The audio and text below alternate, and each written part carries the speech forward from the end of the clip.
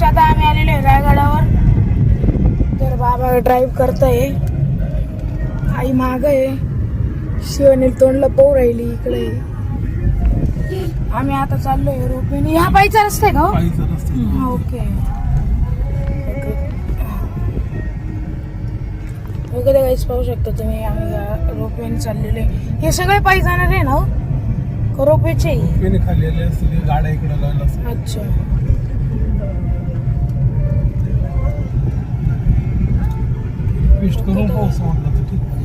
त्यांना सांगून द्या आम्ही कुठं तामिळनाडूवरून आलेले, ते सोडून देतील.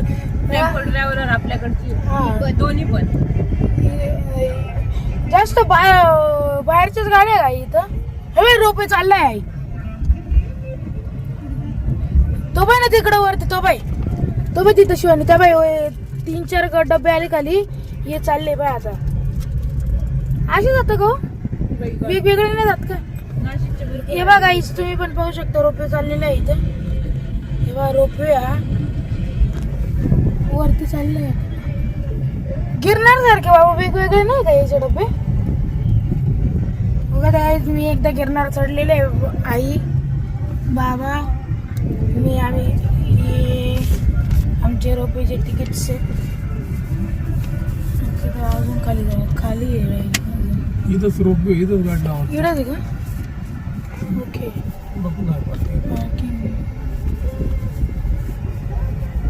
यांची नाही का रोपवेवाल्यांची? किती चार्जेस विचार पार्किंगचे? चार्जेस किती पार्किंगचे? चार्जेस 100 रुपये. गाडी सेफ्टी राहते. आता गाडी पार्किंग मध्ये लावलेली आहे. ओकाच्या गाडीत बरं झालं, मला आज ट्रायपॉड भेटून गेला. खूप दिवसांपासून मी ट्रायपॉड शोधत होतो, भेटत नव्हता मला. आज फायनली भेटून गेलेला आहे. गाईस तुम्ही पण पहा, रायगड आहे. काय उंच आहे बाबा. आमच्या राजांचा रायगड. पाऊस येऊन गेलाय बाबा इकडं ना. अरे वा, आपले चिखल आहे. ओके तर काय, आता सगळी प्रोसेस झाल्यानंतर रोपवेमध्ये बसतो. ताण यायचं तर खूप चिखल आहे. हा पहा तुम्ही डोंगर. रोपवेमध्ये बसलो आता कंटिन्यू करतो. हा ओके तर काही आता आई मागं राहिलेली आहे. पुढे गेलो ते थांबले गे वाटतं. अरे यार काय पुढे तर रोपवेचं पण लई झंझट आहे काही.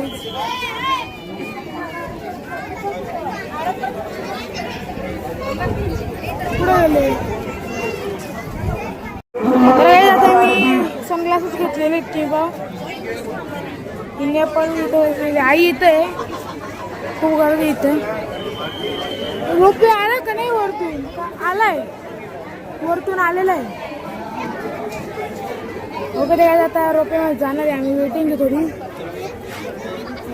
खालो नाही गेला का वरतून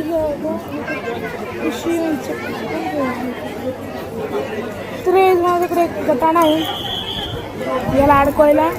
थोड्याने अडकवली. वगैरे काय आता वेटिंगला बसलेलं आहे. बाबांनी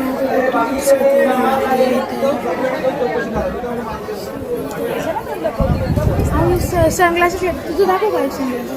तुझं सनग्लास दाखव. एक बंद करते. वेटिंगला बसलेलं आता चालले आहे रोपे. असे रोपे आहे काही जिथं.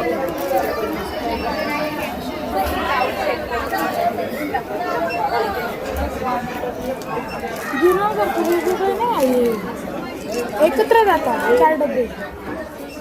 वरतून येताना एकत्र 4 डबे येतात. रोपवेमध्ये बसलो कंटिन्यू करतो. कधी याच्यात आमचा तिकीट नंबर आहे 1260. आई इथं टाइमपास करू राहिली.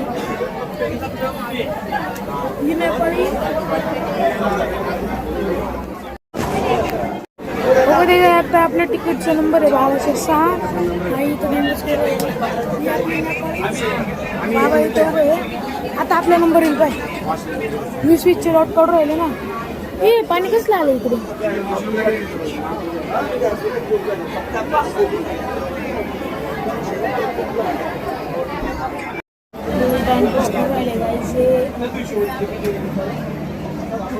वगैरे याच्यात आपला नंबर लागलेला आपण आलोय लाईनीमध्ये.